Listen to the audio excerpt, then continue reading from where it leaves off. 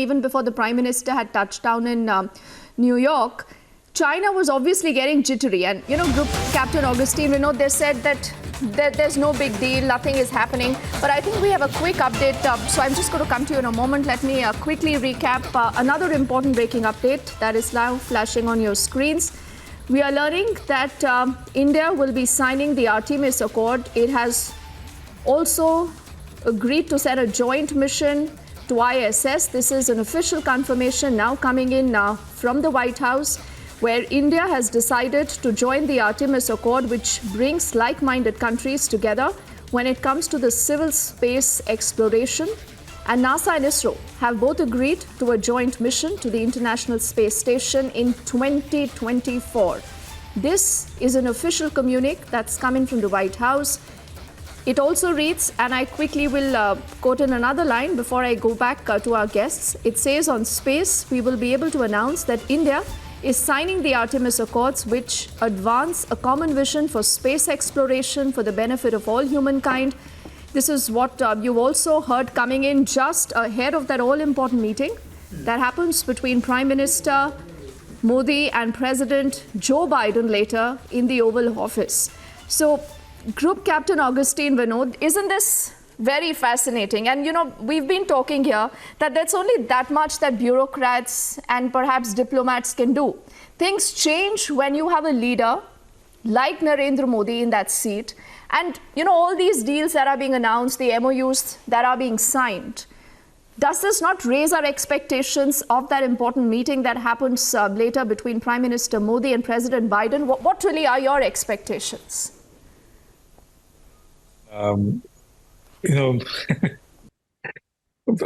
what do I tell you? Rongte khade ho gaye. That is the feeling I have right now. Because, we are from that generation, General, and I am from that generation where we've seen what happened to post-Pokhran 2. A lot of sanctions, the same country applied sanctions on us. And thanks to those sanctions, I'm sure many of the viewers don't know, thanks to those sanctions, we are on our feet today. The same Tejas, that time we used to call it an LCA, we were getting the fly-by-wire technology that time from US. It was almost a done deal. US was going to give us the fly-by-wire technology. Then Pokhran 2 happened. We had sanctions imposed on us. And eventually, we developed our own fly-by-wire technology, which is today powering and flying this naturally unstable aircraft called Tejas, which is much better in fly-by-wire technology than any other airplane in the world. Today, we are the leaders in fly-by-wire technology, and thanks to that that little spoke in the wheel that US and many countries put on us, including Japan and Australia at that time. G404 is already, the General Electric 404 and 414, both these engines are already powering our Tejas aeroplanes today. Today, the Tejas' power plant, 2 versions we fly, is G404 and 414. And let me also tell you, the heart of the fighter aircraft, for that matter, any aircraft, technology is engine.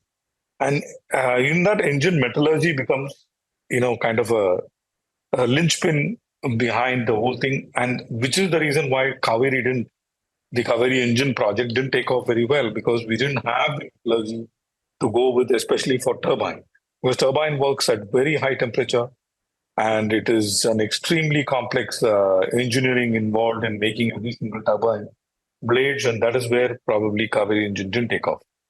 Even GE didn't, or Russians for that matter, stole their metallurgy at that time, late 40s and early 50s, from Rolls-Royce.